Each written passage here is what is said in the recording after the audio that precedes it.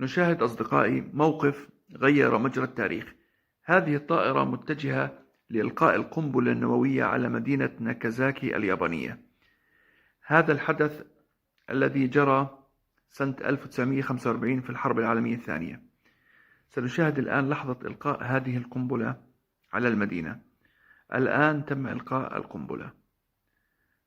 شوفوا حجم الانفجار الهائل. مدينة ناكازاكي بالأسفل دمرت بالكامل، مئات الآلاف من القتلى والجرحى. شوفوا هذه السحابة، سحابة الانفجار. تخطت هذه السحابة السحب والغيوم حقيقة. كتلة الانفجار الهائلة تجاوزت الغيوم. شوفوا هذا المشهد المأساوي أصدقائي، هذا المشهد الذي غير مجرى التاريخ حقيقة.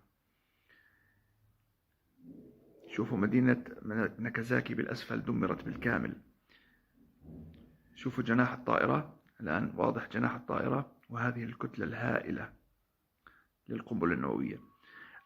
شوفوا مشهد المدينة كيف دمرت بالكامل بعد الانفجار، بعد إلقاء القنبلة النووية. شوفوا مشهد الدمار الهائل بالمدينة، مشهد مأساوي حقيقي، مشهد رهيب.